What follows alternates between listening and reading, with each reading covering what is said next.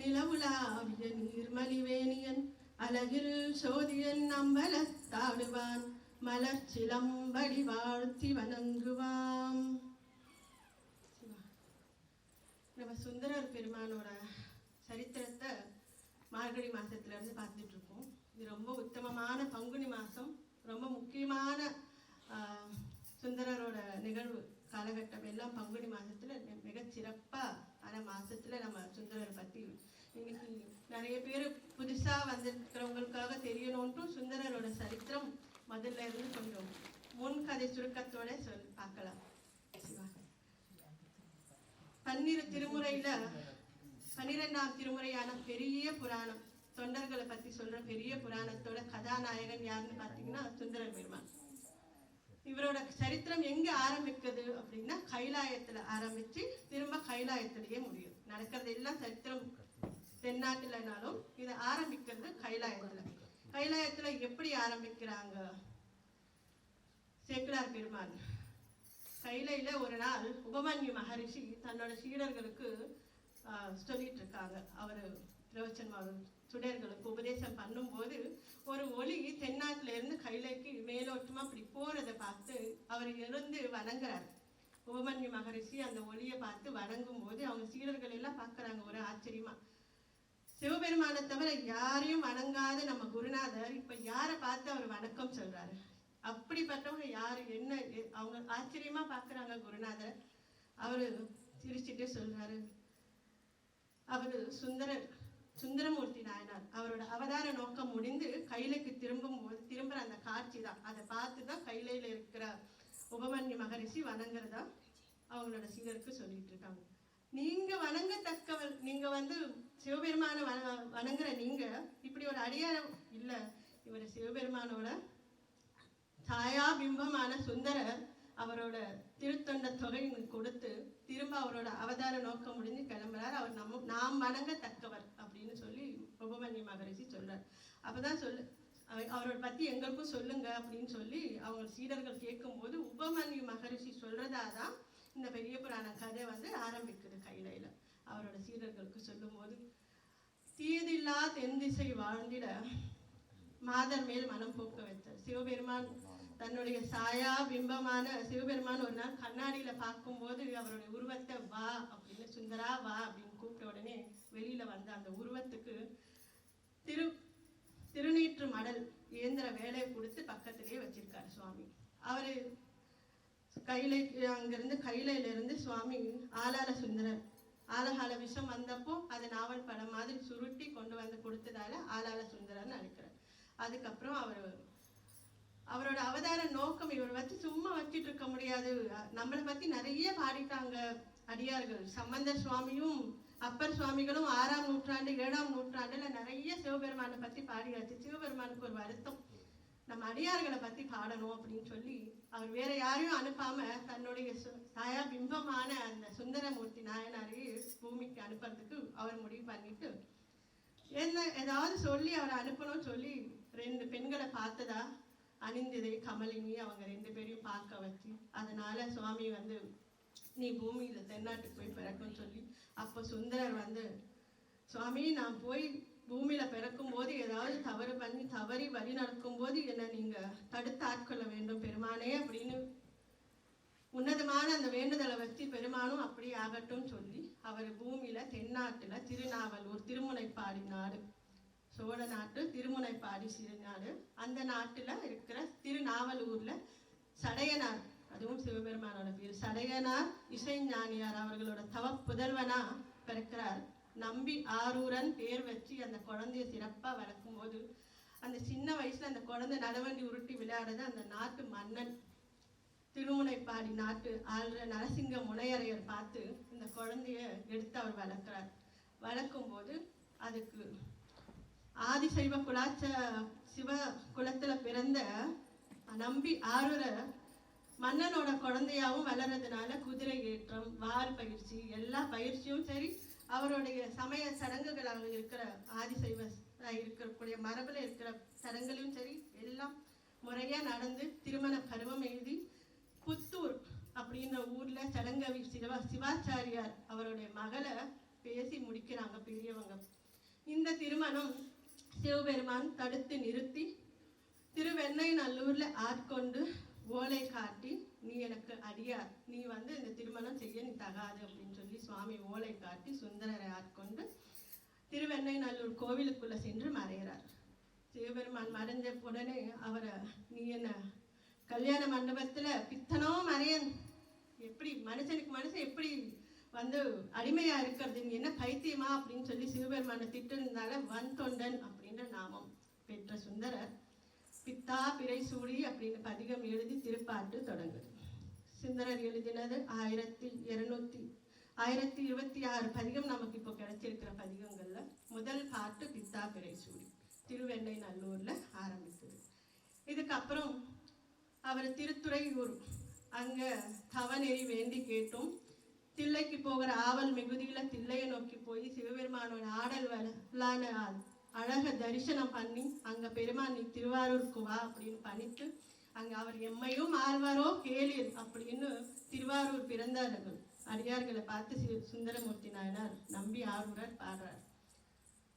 பாடி அவர் கோயிலுக்குள்ள போகும்போது எல்லா அடியார்களும் எதிர்கொண்டு அழைத்து, தம்பிரான் தோழரா, நம்மை உனக்கு என்னை தோழனா தந்தோம் அப்படின்னு தியாகராஜ பெருமான் வீதி விடங்க பெருமான் சுந்தரரை நண்பனா ஆட்கொண்டது. நீ இந்த திருமண கோலத்திலேயே எப்போ உன்னை திருவெண்ணைநல்லூர்ல அங்க புத்தூர்ல ஆட்கொள்ளும் போது என்ன திருமண கோலத்துல இருந்தியோ நீ அப்படியே இருக்கணும் அப்படின்னு சொல்லி நான் சுவாமி வீதி விடங்க பெருமான் கேட்கிறார். அப்படியே அதுக்கப்புறம் அழகா அவரோட மனக்கோலத்திலேயே சுந்தரமூர்த்தி நாயனார் பார்க்கும்போது அப்படி அழகா சுந்தரருக்கு ஏத்த பேருக்கு ஏத்த அவர் அன்பான சுவாமிக்கு பதிகம் பாடி திருவாரூர்ல வாழும்போது கைலையில பார்த்த ஒரு பெண்ணான அணிந்ததை அம்மா இங்க பறவையாரா பறந்து அவங்களுக்கு சிவபெருமான் கல்யாணம் பண்ணி வைக்கிறார். எல்லாருடைய கனவுலையும் போய் சுந்தரமூர்த்தி நாயனாருக்கும் பறவையாருக்கும் திருவாரூர் தியாகராஜ பெருமான் கல்யாணம் நடத்தி முடிச்சு இல்லறம் நல்லறமா நடந்துட்டு இருக்கு. இங்க இருந்து அவரு நம்ம பார்த்தோம், அவங்களுக்கு அம்மா பறவையாருக்கு நிறைய தான தர்மம் பண்ற காரியத்துல நாட்டம் அதிகம். ஒரு மாளிகை கட்டி அவங்க வாழ்ந்து எல்லாருக்கும் அன்னதானம் சிறப்பா எல்லா பண்டிகை விசேஷம் நாட்கள்ல பொற்கிளி கொடுத்து எல்லாருக்கும் நல்லா தானம் பண்றதுக்கும் அவங்களுக்கு தானம் பண்றவங்களுக்கு கொடுக்கறதுக்காகவும் அடியார்களுக்கு கொடுக்கும் போது நம்ம ஒரு குண்டையூர் கிடார் அவருடைய கனவுல போய் நெல்லு கொடுக்கறதுக்காக சுவாமி நெல் மலையவே பிடிந்த அதிசயத்தையும் நம்ம பார்த்தோம்.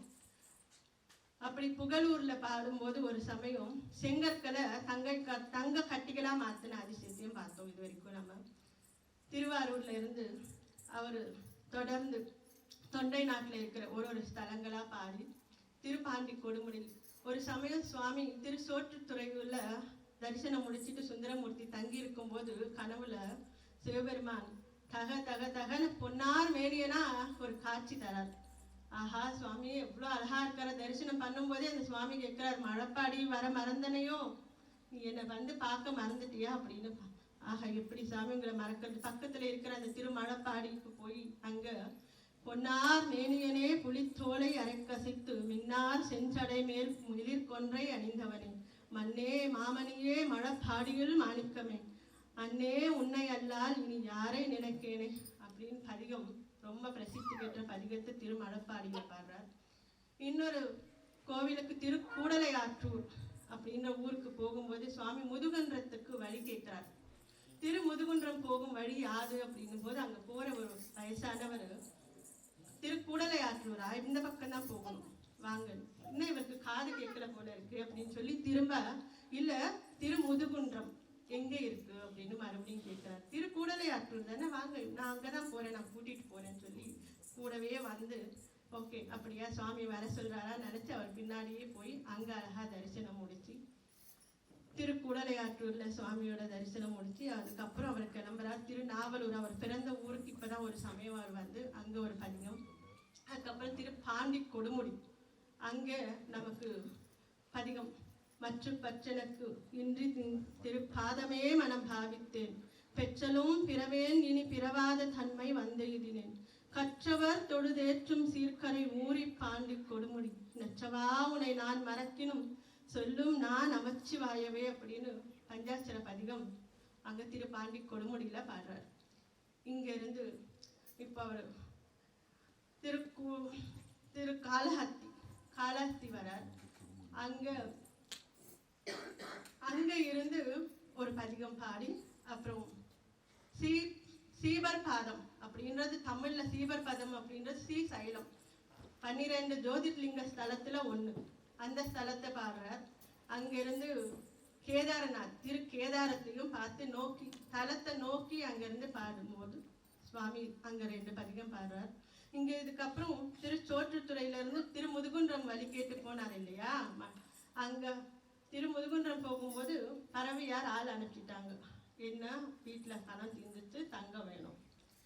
ஓகே, இங்க திருமுதுகுன்றத்துல இருக்கிற சுவாமி கிட்ட முதுகுன்றம் பெருமான் அமர்ந்த பெருமான் மணிமுத்தார் அங்க சுவாமி கிட்ட 12,000 பொண்ணு கொடுக்குறார். கவுண்ட் பண்ணுங்க, 12,000 பொண்ணு வெயிட். அது எப்படி சுவாமி நான் தூக்கிட்டு போறது, எனக்கு என்ன ஆளாயிருக்கு, இங்க இருந்து நீங்க நான் இருக்கிறது திருவாரூர்ல கேட்டா பறவை, இங்க இருந்து இந்த மூட்டை நான் சுமந்து எப்படி போறது அப்படின்னு பெருமாள்கிட்டே திருமுதுகுன்ற ஈசன் கிட்ட கேட்கிறார். அவர் அப்படியா, சரி நீ அந்த மணிமுத்தாறுல போட்டுடு, நீ திருவாரூருக்கு மற்ற தலங்களை போய் திருவாரூர் போகும்போது அங்க இருக்கிற கமலாலய குளத்துல நீ எடுத்துக்கோ அப்படின்னு சுவாமி சொல்றார். இங்க சுந்தரர் அப்படியே போட்டுக்கலாம் இல்லையா, அவருக்கு ஒரு 12,000 பொண்ணுல 11,900 போட்டு ஒரே ஒரு காசு எடுத்து முடிஞ்சு வச்சுக்கிறார் மச்சம் வெட்டி. இதே தரத்தோட தான் அங்க வருதா, இது ஏன் இப்படி சுந்தரர் செஞ்சாரு, மனிதனா பிறந்ததோட பிழை அவருக்கும் அங்க அப்படி ஒரு தோணி இருக்கு. ஒரு காசை மட்டும் முடிஞ்சு வச்சுக்கிட்டு இப்போ அவர் மறுபடியும் ஸ்தல யாத்திரைகள் போயிட்டு திரும்ப திருவாரூர் வரும்போது அம்மா கேட்குறாங்க, நான் பொண்ணு அனுப்பிச்சேனே எப்பவுமே கொடுத்து அனுப்புவீங்களே, என்ன இந்த தடவை காணோம் அப்படின்னு கேட்குறாங்க. அதுவா சுவாமி சொன்னார் மணிமுத்தாறுல போட்டுட்டேன், இந்த குளத்துல போட்டீங்க, ஆத்துல போட்டுட்டு குளத்துல இருக்க போறீங்களா அப்படின்னு கேட்குறாங்க அம்மா. ஆமா ஆமா சுவாமி சொன்னார், வா நான் எடுத்து தரேன் அப்படின்னு அவர் கையோட கூட்டிட்டு வந்து கமலாலய குளத்துல இறங்கி தொழவரார். பொண்ணு காணும். அங்க பொன் செய்த மேனியினே அழகா பதிகம், எனதோட இட்டலம் கிடலும் சுவாமி அப்படின்னு என்ன தேடுறேன், கொடுக்க மாட்டேங்குது, காணோம் காசு. 2 பதிகம் பாடுறாரு. 3 பதிகம் பாடும்போது இன்னும் பாட்டு வரல. அவருக்கு கோவம் வந்துடுச்சு. என்ன இருந்தாலும் சுந்தரர் நம்மளோட பார்க்குற காலம் அவர் 16 வயசு இல்லையா, 16 17 டீனேஜுக்கே உண்டான அந்த இது. மடியில இருந்து மனைவி பார்த்துட்டு இருக்காங்க பறவையார். என்ன காணும், இவர் இருக்கிறேன்னு சொன்னீங்க, யாராவது ஆத்துல போட்டு குழப்பத்துல எடுப்பாங்களா, நீங்க என்ன இப்படி சொல்றீங்க அப்படின்னு சொல்லி அம்மா ஒரு மாதிரியா பார்க்கறதும், பறவை என்ன பார்க்கறா அப்படின்னு பறவை அவர் மனம் வாடாமே என்னுடைய இத்தலம் கெட சுவாமி கொடுங்க அப்படின்னு 8 பாட்டு முடிஞ்சு 9வது பாட்டு 10 பாட்டுக்கு அப்படி தழுவும் போது பொண்ணு கிடைச்சிச்சு. இப்போ அந்த பொண்ணை எடுத்து மறுபடியும் இவர் தான் வச்சு முடிஞ்சு வச்சிருக்காரு இல்லையா, அங்க யார்கிட்ட கேட்கறது, அங்க இருக்கிற பிள்ளையார், அந்த பிள்ளையார் அதை உரசி பார்த்து 24 கேரட் 14 கேரட்டா இருக்கு, தங்கம் மாற்று குறைஞ்சிருக்கு, பொண்ணு கிடைச்சிச்சு. நீங்க சந்தேகம் பார்த்தீங்க இல்லையா, அதே அளவு கிடைக்கல. அந்த விநாயகர் பேரு திருவாரூர் கமலாயத்துல குளத்துல இருக்கிற பிள்ளையார் பேரு மாற்றுரைத்த விநாயகர். இப்படி சுந்தரருக்காக மாற்று உரைச்சி கொடுத்து கண்டுக தேர்ச்சி. மறுபடியும் ஒரு 10 பாட்டு இந்த தமிழுக்காக, அந்த பாட்டுக்காக தான் சிவபெருமான் அவ்வளவு திருவிளையாடல் சுந்தரர் கூட செய்கிறது. இன்னொரு 10 பதிகம் பாடினதுக்கு அப்புறம் இப்போ திரும்ப அந்த மாற்று உரைக்கும் போது 24 கேரட் வந்துருச்சு. சந்தோஷமா இப்போ அந்த மூட்டு பொன் பூட்டை கொண்டு எடுத்துட்டு போறது. நீங்க இந்த சுந்தரரோட வரலாறு எல்லாம் படமா கொண்டு வந்திருக்கேன், பார்க்கணும். இங்க இருந்து மறுபடியும் கொஞ்ச காலம் திருவாரூர்ல தங்கி திரும்ப அவரோட ஸ்தல யாத்திரை தொடங்கி ஓனகாந்தன் தளி, அப்புறம் பல தொண்டை நாட்டு ஸ்தலங்களை தொட்டு அவர் போகும்போது திருவாலங்காடு, ஓனகாந்தன் தளி உளிகிறேன், அங்க நெய்யும் பாலும் உன்னை நித்தம் பூஜை செஞ்சேன், எனக்கு கையில் ஒன்றும் காணவில்லை அப்படின்ட்டு, என்கிட்ட காசு இல்லைப்பா அப்படின்னு மறுபடியும் என்ன கொடுத்தாலும் அவர் செலவழிக்கிறது, அவர் கேட்கறது, இவர் கொடுக்கறது, எதுனாலும் கேட்டாலும் சுவாமி ஃப்ரெண்டு தானே அவர்கிட்ட கேட்கறது. இப்போ எல்லா தொண்டை ஸ்தலங்களும் முடிந்து நமக்கு திருவொற்றியூர் வராரு. நம்ம போன மாசமும் பார்த்தோம். திருவொற்றியூர் நாதர் படம்பக்கநாதர் சுவாமி, அவரும் தியாகராஜா தான் திருவொற்றியூர் சுவாமியும். அங்க அவர் கைலையில பார்த்த இன்னொரு பெண்ணான அணிந்ததை கமலினி அம்மா இங்க வந்து சங்கிலி நாச்சியாரா பிறந்து ஞாயிறு கிழாருக்கு பிறந்து அவங்க கன்னி பருவம் எழுதி சிவன் அடியார்களை தான் திருமணம் செய்வேன்னு சொல்லி அந்த அம்மா நிற்கிறாங்க. அவங்க அப்பா வேற யாருக்கும் கல்யாணம் பண்றதுக்கு முற்பட்டு அந்த மாப்பிள்ளை வீட்டார் ஒரு மரணம் அறிஞ்ச உடனே பயந்துறாரு ஞாயிறுக்கிழார். இந்த பொண்ணுக்கு என்னமோ சக்தி இருக்கு, அவர் சொன்ன மாதிரி பேச்சு கேட்காம நம்ம கல்யாணம் ஏற்பாடு பண்ணோம் அப்படின்னு சொல்லி திருவொற்றியூர் சுவாமி கோயில் பக்கத்திலேயே ஒரு கன்னி மாடம் அமைத்து அங்கே அவங்க தங்கி பூ கட்டி கைங்கரியம் பண்ணி கொண்டு இருக்கிறாங்க சங்கிலி நாச்சியார். நம்ம சுந்தரர் அப்படி அவரோட பரிவாரத்தோட வந்து சுவாமியை திருவொற்றியூர் சுவாமியை பார்க்க வரும்போது திரை மறைவுல இருந்து சங்கிலி நாச்சியார் வந்து பூ கூடைய கொடுத்துட்டு உள்ள போறாங்க. அந்த ஒரு நிமிஷம் சுந்தரர் அந்த அம்மாவை பார்த்துட்டாங்க. பார்த்து மனசு மறுபடியும் போகுது அவர் பின்னாடி. இப்போ திரும்ப சுவாமி கிட்ட, இப்போ என்னப்பா எனக்கு அந்த பொண்ணு கல்யாணம் பண்ணும். சரி. சங்கிலி நாச்சியார் கனவுல போய் சுந்தரர் திருமண ஏற்பாடு இப்போ மறுபடியும் 2வது தடவை கோலாகலமா எல்லாரும் ஒற்றியூர் இருக்கிற எல்லா அடியார்கள் கனவுலையும் போய் சொல்றதுக்கு முன்னாடி முதல்ல சங்கிலி நாச்சியார் கனவுல போய், அம்மா சங்கிலி, நீ உன்ன மாதிரியே சுந்தரரும் நம்பி யாருடன் என்னுடைய தோழன், என்னுடைய நண்பன், சிறந்த பக்தன், நீ நினைக்கிற மாதிரியே பக்தன், சிவன் அடியார் தான். அவன் ரொம்ப நல்லா பதிகம் பாடுவான், அவனை நான் தான் ஆட்கொண்டேன் அப்படின்னு அவரை பத்தி எல்லா விவரமும் சொல்லும் போது அம்மா கேட்குறாங்க, சுவாமி கனவுலயே பதில் சொல்றாங்க சங்கிலி நாச்சியார், இவ்வளோ விஷயம் சொன்னீங்களே, அவருக்கு நீங்க திருவாரூர்ல ஒரு அம்மாவை கல்யாணம் பண்ணி வச்சிங்களே பறவை நாச்சியார், அதை மயக்கமா சொல்லாம விட்டீங்களே சுவாமி அப்படின்னு கேட்குறாங்க. அப்படியா, சரி, உன்னை விட்டு நீங்க மாட்டான்னு சொல்லி நீ சத்தியம் கேளு, சத்தியம் பண்ணி கொடுத்தான்னா நீ கல்யாணம் பண்ணி. அப்படியே சுவாமி. இப்போ மறுபடியும் சுந்தரர் கனவுல வந்து திருவாரூர் பெருமான் திருவொற்றியூர் சுவாமி வந்து கனவுல சொல்றார், சுந்தரர் அவ ஒத்துக்கிட்டா, நான் போய் கேட்டுட்டேன், கல்யாணத்துக்கு ஒத்துக்கிட்டா, நான் சத்தியம் கேட்கறான், அது மட்டும் பண்ணி கொடுத்துரு. சத்தியமா? நான் உங்களை பார்க்காம எப்படி இருக்கிறது, திருவாரூருக்கு வராம எப்படி இருக்கிறது, என்னால சத்தியம் வேணா நான் ஒண்ணு பண்றேன், நீங்க வந்து கருவறையில இருக்கும்போது கோயில் கருவறைக்கு முன்னாடி சத்தியம் பண்றதுக்கு பதிலா மகிழ மரத்தடி, நீங்க வந்து மகிழ மரத்தடிக்கு போயிடுங்க, நான் சந்நிதி முன்னாடி சத்தியம் பண்றேன், அப்ப நீங்க தான் அங்க இல்ல அதனால சத்தியம் செல்லாது அப்படின்னு சொல்லி சுந்தரர் சாமிக்கு ஒரு ஐடியா கொடுக்குறார். அவரு உடனே சங்கிலி நாச்சியார் கனவுல போய் ஒரு ராத்திரியில எத்தனை கனவு சாமி முங்கி வங்கி மாறி மாறி அங்க சங்கிலி நாச்சியார் கனவுல போய், அம்மா அவன் ஒத்துக்கிட்டான் சத்தியம் பண்றேன்னா, ஆனா என்னை வந்து மகிழ மரத்தடிக்கு போக சொல்லிட்டான் அப்படின்னு அதையும் சொல்லிடுறாரு. அம்மா வந்து காலையில அவங்களோட தோழி பெண்களோட வரும்போது சத்தியத்துக்கு தயாரா அப்படின்னு கேட்குறாங்க. சுந்தரரை பார்த்து நம்பி யாரூரை பார்த்து கேட்கும்போது பண்ணித்தரேன் அப்படின்றாங்க.